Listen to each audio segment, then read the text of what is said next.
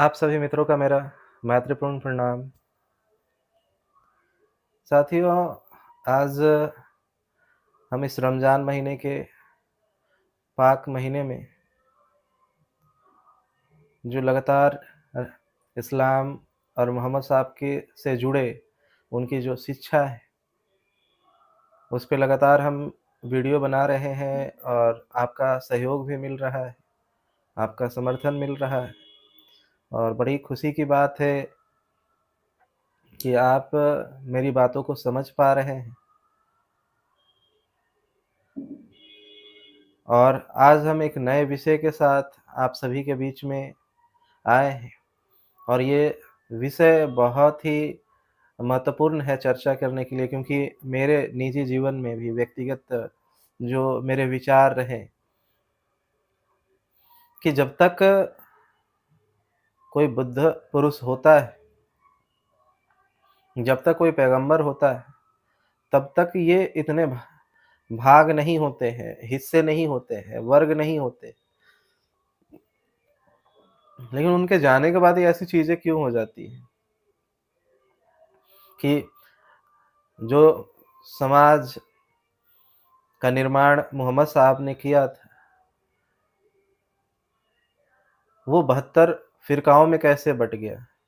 ये शब्द बहुत सुनने को मिलता है कि इस्लाम 72 फ़िरक़ों में बँट चुका है, क्योंकि 72 शब्द का काफ़ी मायने रखे गए हैं, क्योंकि जब भी जैसे भारत में 56 इंच एक कहावत के तौर पे चलता है, तेरे जैसे 56 देखे। उसी तरीके से शायद लगता है मुझे कि अरब देशों में और इस्लाम में 72 शब्द का बहुत उपयोग हुआ है, 72 हूरें या 72 फ़िरके। ये कहावत के शब्द है, ऐसी संख्या नहीं। तेरे जैसे 36 आए, 36 गए। तो ये कहावतें हैं और हो भी सकता है इतनी संख्या में बँटे हो। मैंने इतना उस पे गहन रिसर्च नहीं किया है, क्योंकि मैं कोई इतिहासकार नहीं हूँ और ना मैं कोई दार्शनिक हूँ। बस मैं एक समाधिष्ठ व्यक्ति हूँ, बस जिसने सत्य को जाना और अपने अनुभव आप तक पहुँचा रहे हैं और आपसे साझा कर रहे हैं। तो हमने देखा बौद्ध धर्म में भी लोग अलग-अलग भागों में बँट गए। गौतम बुद्ध के जाने के तुरंत बाद ही वो 4 हिस्सों, 5 हिस्सों में टूट गया। हीनयान, महायान, तंत्रयान, वज्रयान, इन सारी चीज़ों में। और भी कई शाखाएँ हुई, जैसे झेन हुई, झेन परंपरा जो है वो भी इसी की शाखा है। मतलब अनेकों शाखाओं में लगभग ये बँट गया। तो मुझे लगता था कि ये बुद्ध के रास्ते को आगे चला रहे हैं, तो ये बँट क्यों गए? और ये सही है या गलत? इनका बँटना सही है या गलत? क्योंकि ये तो एक जगह इकट्ठित नहीं है। पहले तो ये सारे के सारे बुद्ध के पास ही इकट्ठित होते थे। उसी तरीके से मोहम्मद साहब को जो मानने वाले थे, वो तो जब मोहम्मद साहब थे तब तो उनके पीछे ही थे। लेकिन उनके जाने के तुरंत बाद कोई वहाबी हो गया, कोई सुन्नी हो गया, कोई शिया हो गया, कोई देवबंद हो गया। ये अचानक से इतनी संख्याएँ कैसे बढ़ गई? और जबकि ये सारे के सारे मोहम्मद साहब को ही मानते हैं और इस्लाम को ही मानते हैं। और इधर भी जो जो लोग हैं, हीनयान, महायान, तंत्रयान, वज्रयान, ये मानते बुद्ध को ही है। लेकिन फिर ये अलग-अलग क्यों हैं? ये बहुत सवाल उठाते थे। हिंदू परंपरा में ही अगर हम देखने जाएँ, जो वैदिक परंपरा है, उसमें ही कोई शैव परंपरा से है, शिव को मानने वाले लोग हैं। शिव की परंपरा में भी 2 तरीके की है, उसमें भी निराकार और आकार को मानने वाले। राधा कृष्ण की परंपरा, जो राधे-राधे करते हैं, उनकी एक अलग परंपरा है, कृष्ण को मानने वाले को। विष्णु को मानने वाले लोगों की एक अलग परंपरा चल रही है, वैष्णव। उसी तरीके से सीख में भी जब देखने जाएँगे, तो मज़हबी जो सीख है और अविदासिया सीख, वे भी 2 टुकड़ों में बँटे हुए। या फिर हम अगर जैन में देखने जाएँ तो पैगंबर ये दिगंबर और पीताम्बर 2 हिस्सों में वो भी महावीर जैन के हिस्से बँटे हुए हैं, और भी कई है, लेकिन मोस्टली मैं जो मुख्य 2 है उनके नाम जानता, दिगंबर और पीताम्बर। तो ऐसे करके सभी के हिस्से बँटे, तो मन में तो ज़हन में ये सवाल उठेंगे ही कि आखिर ये इतने फ़िरके, इतने भागों में लोग बँटते हैं, ये सही है या गलत है? और सही है तो कैसे सही है? और अगर गलत है तो कैसे गलत है? तो पहले हम चर्चा ही कर लेते हैं कि ये गलत कब हो जाता है और सही कब हो जाता है। तो सही ऐसे होता है कि जब कोई व्यक्ति बुद्धत्व को प्राप्त होता है, पैगंबर होता है, बुद्ध होता है, तीर्थंकर होता है, परमहंस और परमानंद की अवस्था को प्राप्त करता है, ध्यान ध्यान के सहारे, ध्यान के माध्यम से। तो एक जो बुद्ध पुरुष होता है, वो सर्वस्त्र को जान लेता है। इस सत्य को ये जीवन के सत्य को जान लेता है, वो जीवन के हर पहलुओं को जान लेता है। तो वो किसी भी पहलू हो, कोई भी पहलू, वो उससे अछूता नहीं रहता है।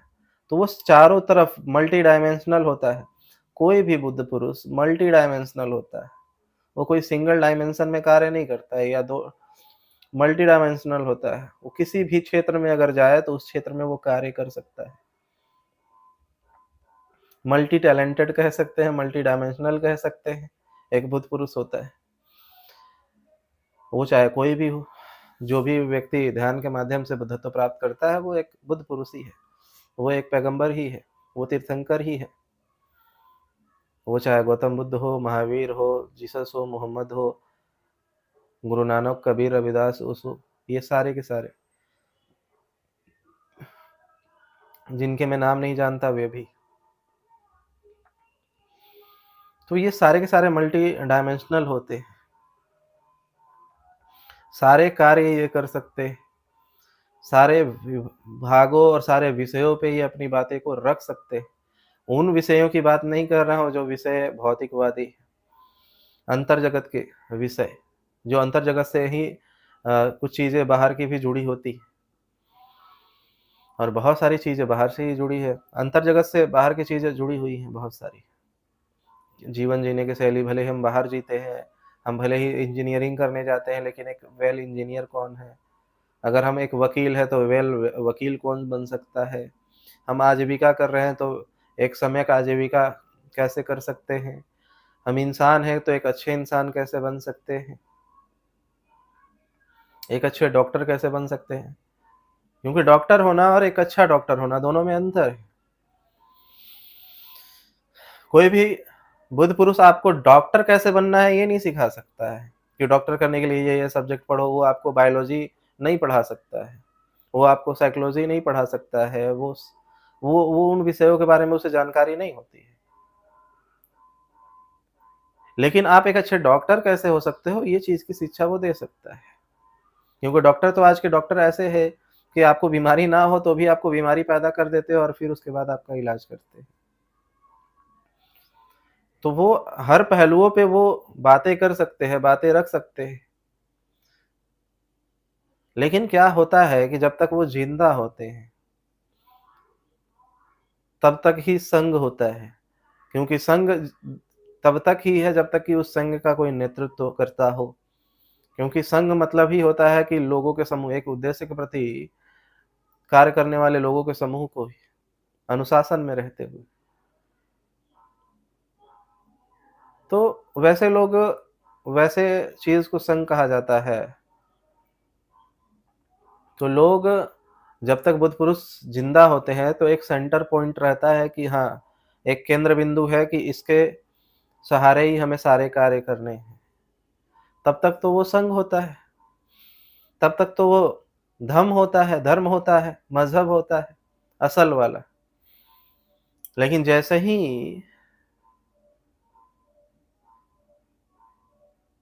जैसे ही बुद्ध पुरुष की मृत्यु होती है, महापरिनिर्वाण होता है, देहांत होता है, उसके तुरंत बाद वो संग जो है, जो धम है, वो बिखरने लगता है। वो एक संप्रदाय का रूप लेने लग जाता है। तुरंत वो संघ से संप्रदाय बनना शुरू हो जाता है। वो तुरंत जो धर्म है, वो संप्रदाय का रूप लेने लग जाता है। संप्रदाय होना गलत चीज़ नहीं है, क्योंकि हर एक चीज़ का पॉज़िटिव और नेगेटिव पहलू होते हैं। अगर वो संप्रदाय बना भी है, तो उसके भी मेरिट्स और डिमेरिट्स है, इसके पे हम अभी चर्चा करेंगे कि उसका नुकसान क्या है और फ़ायदे क्या हैं। तो जैसे ही उस व्यक्ति की मृत्यु होती है, उस बुद्ध पुरुष की मृत्यु और देहांत होते हैं, महापरिनिर्वाण को प्राप्त होते हैं, तो अब कोई उनका केंद्र बिंदु नहीं रह जाता। केंद्र बिंदु नहीं रह जाता। और उस जैसा कोई व्यक्ति, बुद्ध पुरुष नहीं रहता जो उसको गाइड कर सके उस संघ को। क्योंकि लोग अभी जब तक बुद्ध पुरुष नहीं हुए रहते हैं, बुद्धत्व तो नहीं प्राप्त किए रहते हैं, तो मल्टी डायमेंशनल में कार्य नहीं कर सकते। तो वो उस केंद्र बिंदु भी बनने के लायक नहीं होते। लेकिन हाँ, प्रत्येक व्यक्ति जब अध्यात्म के क्षेत्र पे आगे बढ़ता है, वो उसे किसी न किसी एक क्षेत्र में उसकी खासियत होती है। कोई व्यक्ति दानी स्वभाव का होता है, कोई व्यक्ति ध्यानी स्वभाव का होता है, कोई व्यक्ति अलग तरीके खोजने वाला होता है, जैसे तंत्र खोजना, तंत्र ऐसे उपाय खोजना जो ट्रिक्स के ज़रिए कुछ ऐसे चीज़ें शॉर्टकट खोजने की यात्रा पे निकलना। कुछ लोग इस शिक्षा को फैलाने के लिए मूर्ति कला का उपयोग करना, अलग-अलग चीज़ों का उपयोग करने लगते हैं। जिनको जो टैलेंट है, अगर वो कोई व्यक्ति गायकी में है, तो गायकी का उपयोग करके कैसे धर्म को फैला सकता है।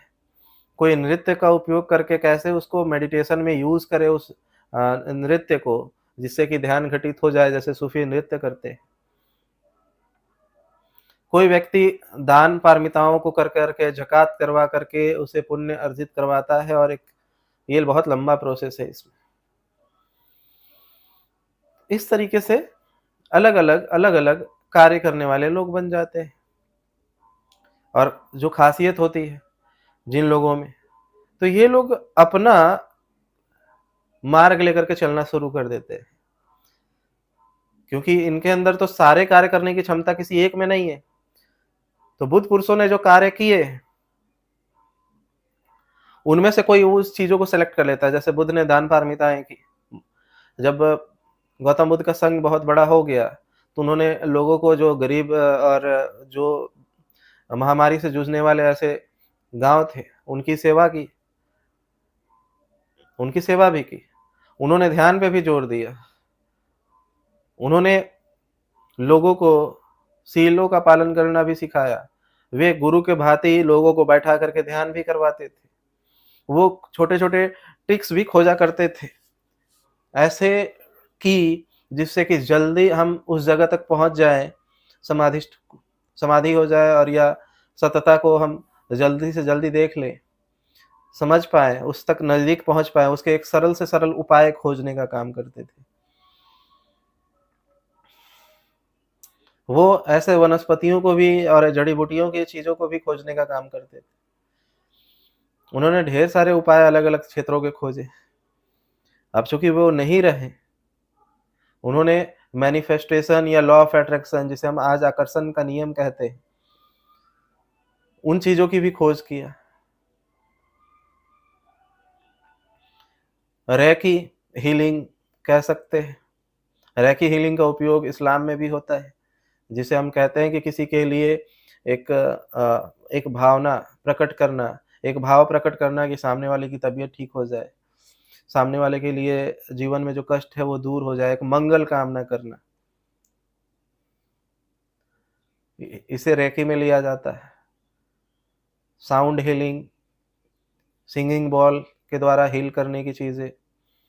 तो अलग पहलुओं से अकेले एक व्यक्ति उन चीज़ों की खोज करता है, उन चीज़ों को जानता है, लेकिन जैसे ही वो व्यक्ति नहीं रहता, तो हर एक कार्य का जो स्पेशलिस्ट होता है, जैसे कह दें कि एक ऐसा डॉक्टर है जो पूरे शरीर की बीमारी को ठीक कर सकता है, वो मल्टी टैलेंटेड है। लेकिन उनके पास जो शिष्य हैं, अभी वो पढ़ाई कर रहे हैं, कोई हाथ के ऊपर स्टडी कर रहा है, कोई हार्ट के ऊपर स्टडी कर रहा है, कोई ब्रेन के ऊपर स्टडी कर रहा है, कोई eyes, ears, nose, lips, leg, kidney, liver, इनके ऊपर अलग-अलग विभागों पे वो स्टडी कर रहा है और स्टडी करते हुए वो डॉक्टर की मृत्यु हो गई। अभी तक वो स्टडी कर ही रहे थे और अपने-अपने क्षेत्र में स्पेशलिस्ट हुए ही थे। अभी वो जो व्यक्ति पैर पे और हाथ पे जो रिसर्च कर रहा था, जो हाथ पे रिसर्च कर रहा था, वो हाथ का रिसर्च कंप्लीट किया, अभी पैर पे जाना बाकी था। और जो पैर पे कर रहा था, उसके हाथ में जाने का बाकी था। मतलब जो व्यक्ति किसी एक सिंगल ऑब्जेक्ट पे वो स्पेशलिस्ट हो रहा था, स्पेशलिस्ट हो गया था, अभी वहाँ से उसे दूसरी चीज़ों के लिए स्पेशलिस्ट होना था, तब तक डॉक्टर मतलब गुरु की ही मृत्यु हो गई। तो उसके पास तो किसी एक चीज़ की ख़ासियत है तो उन्हीं के शिष्य, है तो डॉक्टर के ही शिष्य ये सारे के सारे। और डॉक्टर सारे बीमारियों के बारे में जानता है, पूरे ऊपर से लेकर के नीचे तक सारी ए टू ज़ेड जानकारी। लेकिन उनमें से जो कोई शिष्य है जो ए नाम की चीज़ों के लिए स्पेशलिस्ट है, कोई बी का स्पेशलिस्ट है, कोई सी का स्पेशलिस्ट है, कोई डी का स्पेशलिस्ट है। अब वो तो टोटल चीज़ों के लिए स्पेशलिस्ट है नहीं। तो जो ए वाला है वो बी को कहता है मैं तेरा क्यों मानूँ? अब तो हमारे जो डॉक्टर है, हमारे गुरु है वो तो रहे नहीं। अब पैर वाला कहता है स्पेशलिस्ट कि अब गुरु चले गए तो अब मुझे स्पेशलिस्ट बना दो, अब मुझे उस सीट पे बैठा दो जिस पे गुरु बैठे करते थे। तो जो हाथ का स्पेशलिस्ट है वो उसको मानेगा क्या? जो हाथ का डॉक्टर है वो पैर के डॉक्टर को मानेगा क्या? कि नहीं ये इसको कैसे मैं गुरु बना लूँ? क्योंकि इसे तो बस पैर का पता है, मुझे भी हाथ का पता है, ये मेरा बन जाए। तो एक दूसरे में ये चीज़ें आती हैं कि एक दूसरे को वो गुरु स्वीकार नहीं करते और वो बात उनके अहंकार जो सूक्ष्म अहंकार है, क्योंकि अभी तक तो वो बुद्धत्व को प्राप्त नहीं किए हैं कि सारे अहंकार गिर गए हों। तो वो क्या करते हैं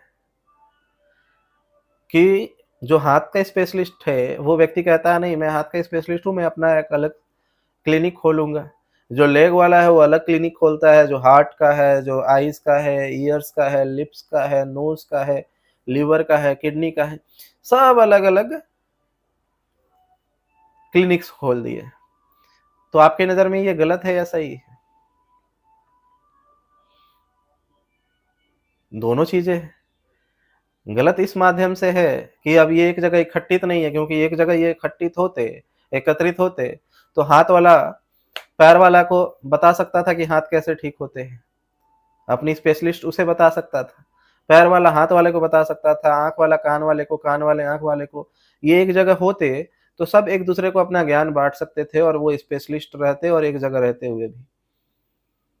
लेकिन ऐसा नहीं करते हैं। ये उसका डिमेरिट्स है, उसकी हानि है। और इसके फ़ायदे क्या हैं कि वे अलग-अलग क्षेत्रों में अब काम कर रहे हैं, तो उसी का विस्तार करेंगे। अब वो अब वो बुद्ध पुरुष नहीं होना चाहते, वो स्पेशलिस्ट पूरे होल बॉडी के स्पेशलिस्ट नहीं होना चाहते। अब उनकी इच्छा भी खत्म हो गई है कि वो होल बॉडी के स्पेशलिस्ट बने, पूरी बॉडी का स्पेशलिस्ट बन जाए कि मुझे पूरा ज्ञान हो, हाँ, पूरे शरीर का। वो चाहते हैं कि नहीं मुझे हाथ का डॉक्टर हूँ तो मैं हाथ पे ही जीवन भर काम करूँ। तो वो जीवन भर हाथ के ही स्पेशलिस्ट बने रहते हैं, कोई पैर का ही स्पेशलिस्ट बना रहता है, कोई आईज़ का, कोई ईयर्स का, कोई हार्ट का, कोई किडनी का, बना रहता है। और उसी क्षेत्र में जो लोग जैसे बीमारी वाले लोग आते हैं, तो पैर वाले के पास अगर हाथ का बीमारी वाला पहुँच गया, पैर वाले डॉक्टर के पास, तो वो कहता है चले जाओ उस क्लिनिक में, उसमें जाकर के अपना इलाज कराओ। उसमें जाके इलाज कराओ, वो हाथ का स्पेशलिस्ट वो है। तो ये ऐसा ही करते हैं कि जो जिसके पास जाता है वो उसके स्पेशलिस्ट के पास भेज देता है।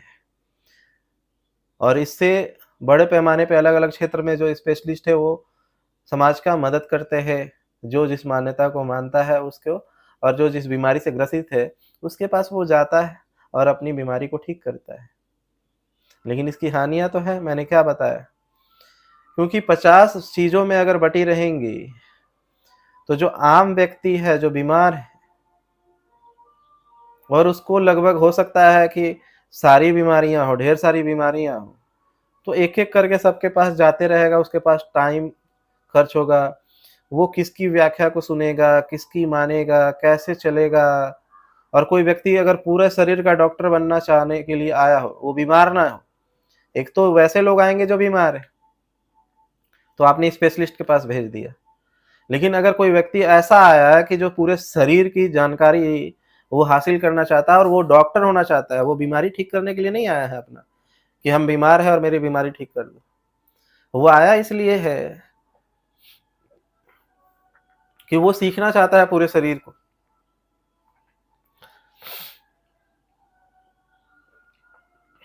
लेकिन पूरे शरीर को बारे में सीखने के लिए उसको कुछ साल उसके पास, कुछ साल उसके पास, कुछ साल उसके पास रहने होंगे। उसके पास रहेगा, हाथ वाले डॉक्टर के पास, तो वो कहेगा अरे मेरे जैसा कोई डॉक्टर नहीं है, पैर का क्या, पैर का तो नॉर्मल डॉक्टर होते हैं, पैर का डॉक्टर नॉर्मल डॉक्टर होता है। हाथ सबसे ज़्यादा बेहतरीन, जो जो हाथ का जो डॉक्टरी सीखा है वो सबसे ज़्यादा बेटर डॉक्टर। जैसे आज कहते हैं ना कि नहीं, एलोपैथिक वाला डॉक्टर सबसे बड़ा होता है और होम्योपैथिक वाले छोटे-मोटे डॉक्टर होते हैं, आयुर्वेदिक वाले और छोटे-मोटे डॉक्टर होते हैं। मतलब एक ऊँच-नीचता का जो भाव है वो पैदा हो जाना, कि बड़ा डॉक्टर वही है जो एलोपैथ को करता है। तो उसी तरीके से अहंकारवश हाथ वाला अगर पैर वाले को नीच दिखाने लग जाए और उसको कहे कि नहीं, नहीं उसके पास जाने की ज़रूरत नहीं, उसके पास कोई ज्ञान नहीं है, और हाथ वाला डॉक्टर पैर का भी ज्ञान उसे देने लग जाए, अपने आप को सर्वश्रेष्ठ दिखाने के लिए, तो इससे जो व्यक्ति सीखने आया है, उसकी हानि हो जाती है, उसकी हानि होती है। वैसा व्यक्ति थक-हार करके कि किसके-किसके पास जाए, एक जीवन में किसके-किसके पास जाए। मुझे तो डॉक्टर होना है और पूरे शरीर का होना है और ऐसा व्यक्ति मैं खोज रहा हूँ जो पूरे शरीर का डॉक्टर। तो ऐसा नहीं मिलता है तो वो थक-हार के बैठ जाता है। मतलब कहने का मतलब है कि लोगों के उस स्तर पे नहीं पहुँच पाता है जिस स्तर पे वो उसका डॉक्टर हुआ करता था। वो डॉक्टर हो पाते हैं लेकिन किसी एक चीज़ का स्पेशलिस्ट हो पाते हैं। वो डॉक्टर सर्वस्त्र का स्पेशलिस्ट नहीं हो पाता है। वो जो व्यक्ति सीखने आता है वो कभी भी उस चीज़ को जान नहीं पाता। क्योंकि इतने संप्रदाय बटे हुए हैं, किसमें जाए? इतने फ़िरकों में बटा हुआ है, किसमें जाए उस सत्य को जानने के लिए? उस सत्य को जो जिसे मोहम्मद ने जाना, जिसे बुद्ध ने जाना, जिसे नानक ने जाना, कैसे जाए उसे जानने के लिए? तो लोग बहुत भटक रहे हैं आज के समय में, मैं देख रहा हूँ, मैं अपने अनुभव से कह रहा हूँ कि लोग इतने ज़्यादा कन्फ्यूज़ हैं, जाएँ किसके पास? किसके पास जाकर के हम सत्य को जानें? कैसे अपने दुखों से मुक्त हो? कोई कहता है सिर्फ़ दान पारमिताओं करो तो दुःख से मुक्त हो जाओगे, कोई कहता है ब्रह्मचर्य का पालन करो तो दुःख से मुक्त हो जाओगे, कोई कहता है नशा छोड़ दो तो दुःख से मुक्त हो जाओगे,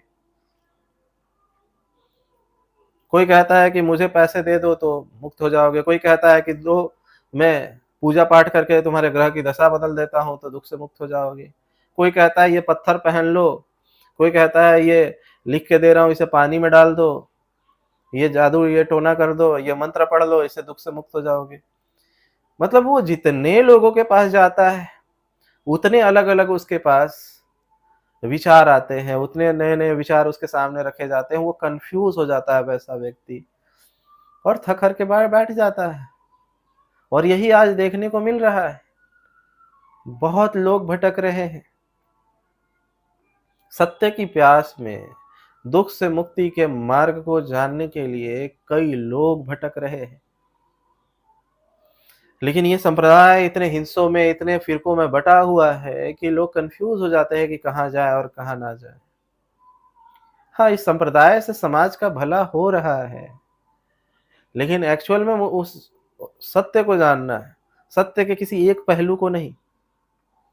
आज जो लोग दान पारमिता कर रहे हैं, वो सत्य नहीं है, वो सत्य का एक पहलू है। सत्य तक पहुँचने के लिए हमारे अंदर क्या गुण होने चाहिए, उसका एक पहलू है। कुछ लोग सिर्फ़ और सिर्फ़ ध्यान ध्यान मेडिटेशन करा रहे हैं और बाकी चीज़ें उन्हें प्रज्ञा की बता ही नहीं रहे हैं। शील बता ही नहीं रहे हैं। खान-पान क्या होना चाहिए बता ही नहीं रहे हैं। वो उनके अनुभव क्या हो रहे हैं उसके अनुसार उनको गाइड नहीं कर रहे हैं। भटक रहे हैं लोग। कोई कह रहा है तुम ऐसे बैठ रहे हो, ये ध्यान की स्थिति सही नहीं है, वैसे बैठो। कोई कह रहा है वैसे ध्यान करना चाहिए, कोई बोल रहा है वो वाला ध्यान करो, तो कोई बोल रहा है फलाना ध्यान करो। इस तरीके से कोई कहता है कि नृत्य करो, कोई कहता है नृत्य नहीं करो। कोई कहता है गाना गा सकते हो, कोई कहता है गाना नहीं गा सकते, कोई कहता है मांसाहार कर सकते हो, कोई कहता है मांसाहार नहीं कर सकते। इतनी चीज़ें बटी हुई हैं और किसी एक अंग के स्पेशलिस्ट आपको सत्य नहीं बता सकते हैं। सत्य का जो हिस्सा है, हाँ, वो चीज़, वो मार्ग, सत्यता जिसके अंदर उतरती है, वो ये कार्य करता है। दान के काम, दान पारमिताओं के कार्य। लेकिन इससे सत्य तक नहीं पहुँच सकते। सारे चीज़ों के मेल से सत्य को पाया जा सकता है और वो काम सिर्फ़ और सिर्फ़ एक बुद्धत्व प्राप्त व्यक्ति, पैगंबर हुआ व्यक्ति ही उस जगह तक पहुँचा सकता है। और हमारे जीवन में एक जीवित गुरु का होना सबसे ज़्यादा महत्वपूर्ण है, क्योंकि जीवित गुरु ही आपको गाइड कर सकता है। किताबें गाइड नहीं कर सकती हैं, चाहे वो किसी भी धर्म की हो। क्योंकि किताबें जो लिखी गई है उस समय के हालात के अनुसार, लोगों ने जो सवाल किया उसके अनुसार लिखी गई है। तो हो सकता है वो सहायक हो आपके सांसारिक जीवन के लिए, बहुत सहायक हो सकती है, बहुत। लेकिन ध्यान की ऊँचाइयों पे आपके जो अनुभव हैं, वो आप उस समय बातें करने की ज़रूरत पड़ती है अपने अनुभव बताने के गुरु को, और गुरु आपको गाइड करेगा। वो कौन करेगा? वो किताब नहीं कर सकती। तो जीवित गुरु की बहुत ज़रूरत पड़ती है। तो ये जो 72 फ़िरके जो दिखते हैं, ये कुछ और नहीं है। ये मोहम्मद साहब के 72 हाथ कह सकते हैं। 72 अलग-अलग प्रकार के कार्य कह सकते हैं। या ये कह सकते हैं कि जो भावनाएँ हैं, वो जो कि अल्लाह जो है, जो प्रकृति है, जो एनर्जी है, जो शक्ति है, जिससे ये पूरा ब्रह्मांड चल रहा है, उसकी उपासना। तो उपासना आप कैसे कर रहे हो? हाथ जोड़ के, हाथ खोल करके, या यहाँ हाथ रखे हो, या यहाँ रखे हो, या नीचे रखे हो, कैसे रखे हो, मायने नहीं रखता। कैसे कपड़े पहने हो, मायने नहीं रखता।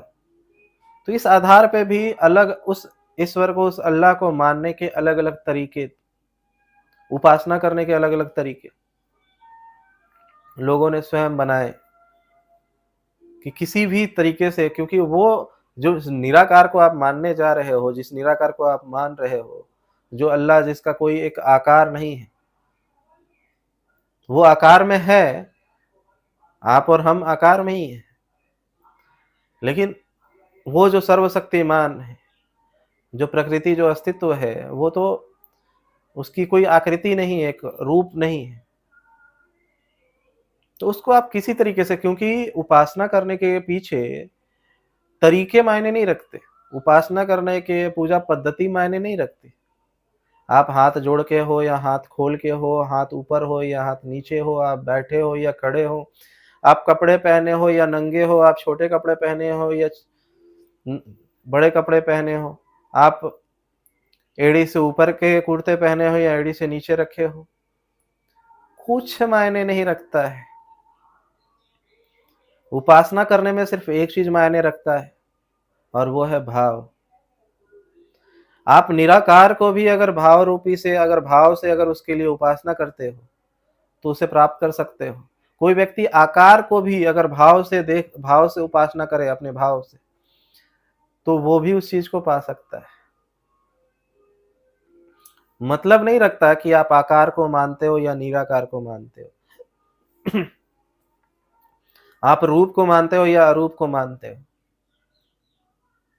आप पत्थर को मानते हो या पत्थर को नहीं मानते हो, आप मूर्ति को मानते हो या मूर्ति को नहीं मानते हो, आप उसके पूजा पद्धति को मानते हो या पूजा पद्धति को नहीं मानते हो, मतलब ही नहीं है उन चीजों से।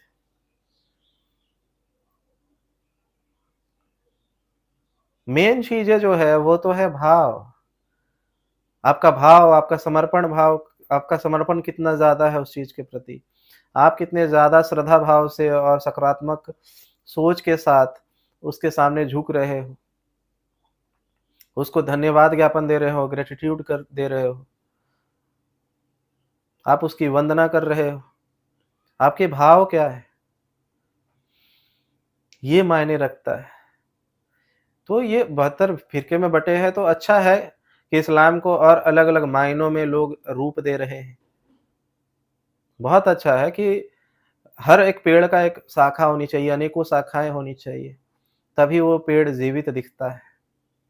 क्योंकि समय-समय पर स्वरूप अगर ना बदले, तो वो पेड़ सूख जाएगा। अगर समय के अकॉर्डिंग अगर पेड़ अपने आप को ना ढाले, वातावरण के अनुसार अगर वो पेड़ अपने आप को ना ढाले, अब 2500 साल पहले गर्मी है, अगर अभी ठंडी हो और पेड़ अगर अपने आप को ना ढाले, तो मृत हो जाएगा, मर जाएगा। 1400 साल पहले जो परंपरा है, अगर वही बनी रहे, अगर आज हम उसमें विकास ना करें, अपने संस्कारों में परिवर्तन और विकसित ना परिवर्तन भी करें, तो वो जो परिवर्तन है वो विकासशील होना चाहिए। परिवर्तन का मतलब नहीं होता है कि वो विकासी हो। परिवर्तन भी 2 तरह के होते हैं, जो विनाशी होते हैं और एक प्रगतिशील होता है। अब एक पेड़ को काट दिए, तो काटे तो परिवर्तन तो हुआ ना कि पहले पूरा था और अब आधा है। लेकिन परिवर्तन प्रगतिशील वाला होना चाहिए। तो कई ऐसी चीज़ें हैं जिसमें परिवर्तन चीज़ें चाहिए होती है वर्तमान की परिस्थितियाँ, सामाजिक और राजनैतिक, भौगोलिक स्थितियों के अनुसार कुछ परिवर्तन हो। तो जितने परिवर्तन आएँगे और लोग उसको लेकर के अगर इस्लाम को फैलाने जाएँ या बौद्धिज़्म को फैलाने जाएँ या सिखिज़्म को या हिंदुइज़्म को फैलाने जाएँ, तो वे अलग-अलग शाखा बनाएँगे ही, ताकि उसको जीवित रख सकें, उस माहौल में भी। जिसे जैसे आज हाइब्रिड व्यवस्था चल रही है। अगर कोई चीज़ अगर हाइब्रिड नहीं है, अगर गर्म और सर्दी दोनों में रहने लायक क्षमता नहीं है, तो वो मर जाएगी।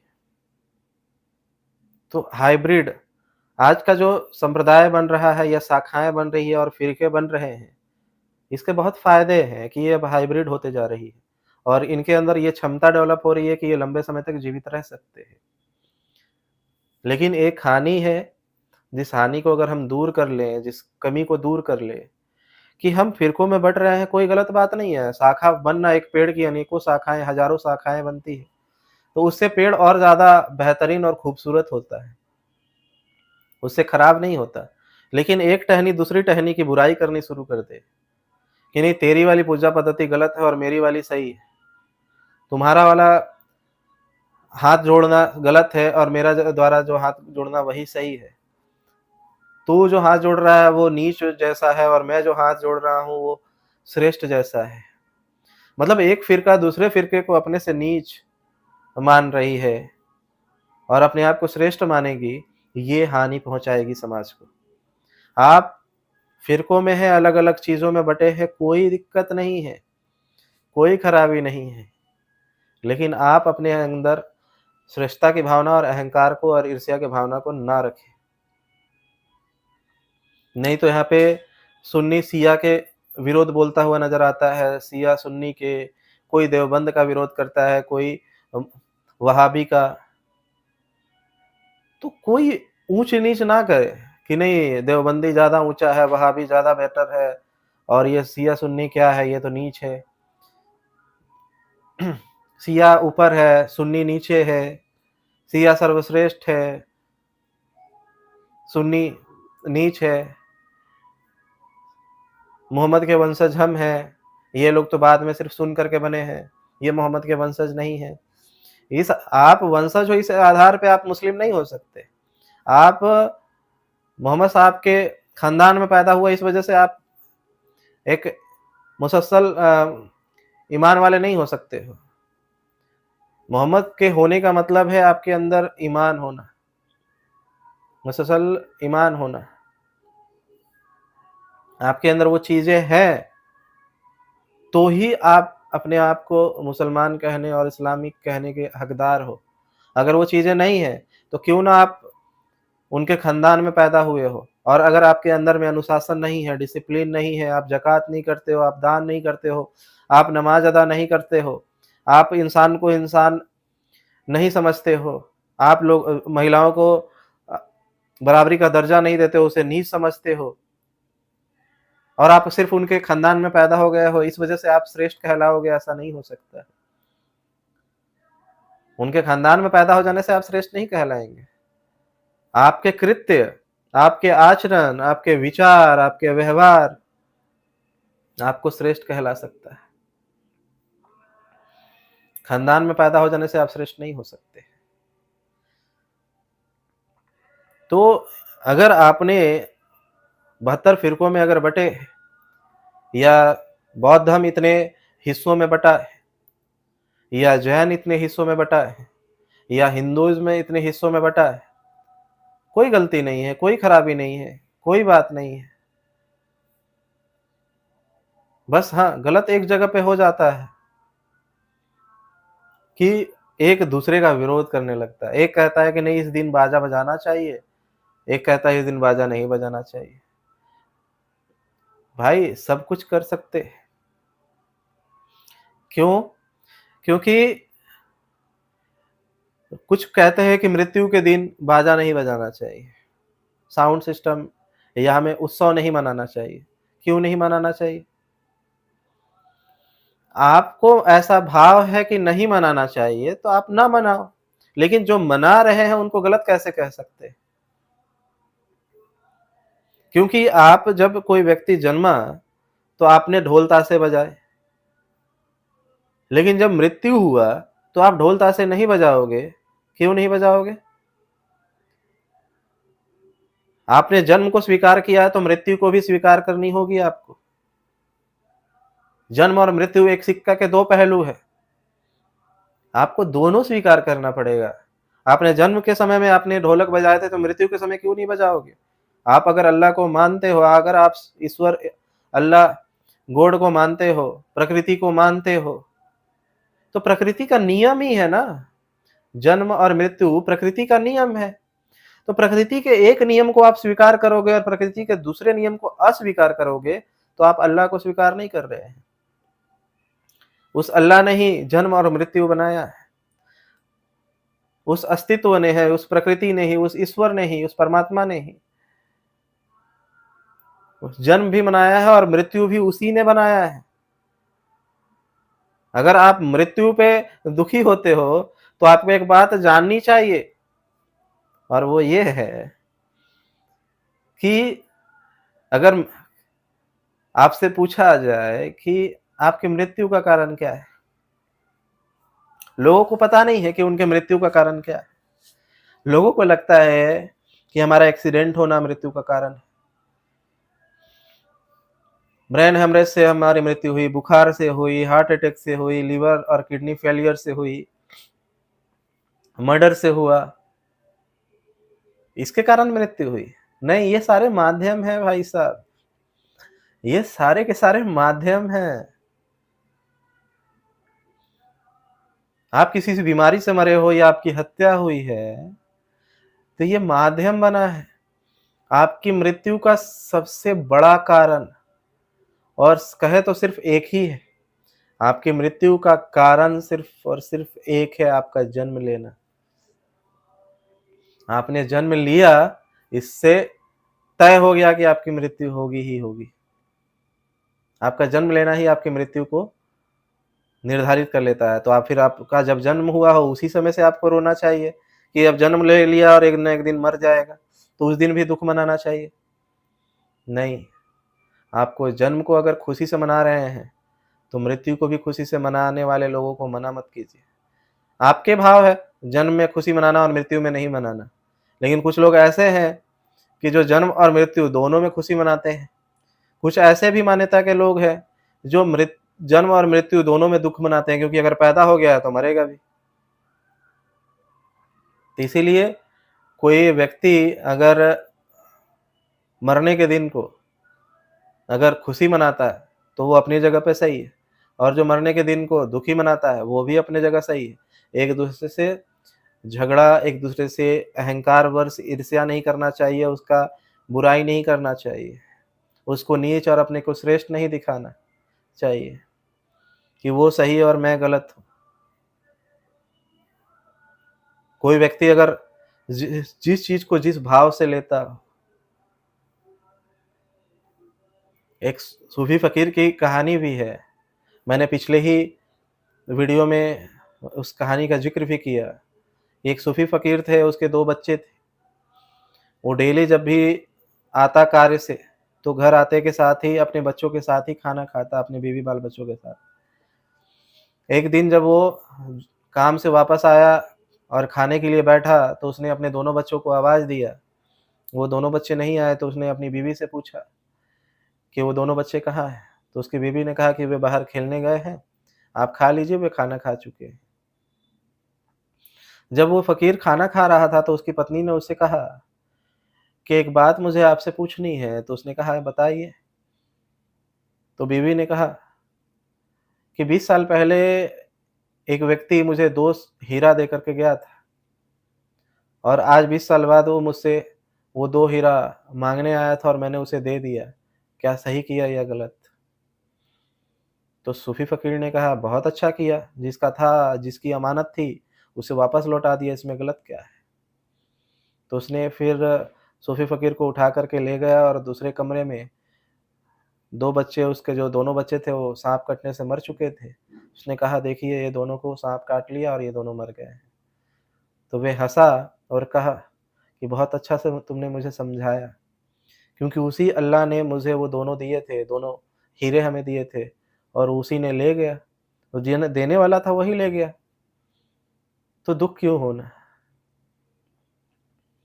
तो इसीलिए किसी के भी चीज़ों को आप गलत ना दर्शाएँ। कोई व्यक्ति मृत्यु में के समय में खुशी मना सकता है कि ऐसा व्यक्तित्व हमारे धरती पे आया था और इस दिन को उसके शहादत उसने इतनी बेहतरीन तरीके से लड़ाई लड़ी, सत्य के लिए, धर्म के लिए, मानवता के लिए। ऐसे व्यक्ति मरा, ठीक है, वो मरा उसके लिए दुःख है। ऐसा व्यक्ति को और रहना चाहिए था धरती पे। लेकिन जिस कृत्य को करके वो गया है, किस लिए किया? उसने अगर ये लड़ाई धर्म की लड़ी तो किस लिए? धर्म की लड़ाई लड़ी ही जाती है, सत्य की लड़ाई इसीलिए लड़ी ही जाती है कि जीवन में सुख आए। दुखों से दूर करने के लिए लड़ाई होती है। तो अगर उसने दुःख से हमें आज़ाद करने के लिए, हमें सुख में प्रवेश करने के लिए उसने लड़ाई लड़ी, तो उसके जाने को हम दुःख में कैसे मनाएँ? तो वो खुशी से मनाते हैं उन दिन को उस दिन को। कुछ लोगों को लगता है नहीं वो उस दिन गए थे, हमारे बहुत करीबी कोई व्यक्ति जो हमारे लिए लड़ाई लड़ता था, वो आज के दिन में शहादत हो गया, तो हम आज के दिन को उदासी के तौर पे मनाएँ। तो आप किसी भी स्वरूप में ले सकते हैं। आप उदास हो या खुशी मनाएँ, कोई ढोल-ताशा बजाए, जन्मदिन के जन्म पे भी बजाए और मृत्यु पे भी बजाए, कुछ भी करे। दो मृत्यु और जन्म दोनों को आपको स्वीकार करना होगा कि जन्म में आपने ढोल-ताशे बजाए हैं, तो मृत्यु में भी बजाना होगा। दोनों प्रकृति के नियम हैं और दोनों को अल्लाह ने ही बनाया है। तो इसीलिए आपको दोनों पहलुओं को स्वीकार करना होगा। तो ये फ़िरके गलत नहीं है, पेड़ के शाखाएँ जितनी ज़्यादा होंगी, उतना ज़्यादा ये विकसित करेगा, जितना ज़्यादा हाइब्रिड होगा, उतना ज़्यादा लंबे समय तक टिकने की क्षमता आएगी। लेकिन बस एक-दूसरे को नीचा दिखाए नहीं, अहंकार नहीं रखे, श्रेष्ठता की भावना नहीं रखे, दूसरों की इज़्ज़त करे, तो वो आपकी भी इज़्ज़त करेगा। एक भाईचारा बने रहे, एक बंधुत्व बने रहे और सारा फ़ोकस ध्यान करके ध्यान को जीवन में उतार करके अपने बौद्धिक और चेतना के विकास में अपने जीवन को लगाएँ और सत्य के मार्ग पे चलें। आप लोगों ने मेरी बातों को ध्यान से सुना और आशा करता हूँ कि आपको ये बातें अगर अच्छी लगती है, आप तर्कसंगत है, आप तर्क करो और चिंतन-मंथन करो, अगर ये बातें अच्छी लगती है, तो अपने जीवन में इसे उतारें। बुरी लगती है, खराब लगती है तो छोड़ सकते हैं। आप लोगों ने मेरी बातों को ध्यान से सुना इसके लिए मैं आपका बहुत-बहुत अनुग्रहित हूँ। धन्यवाद।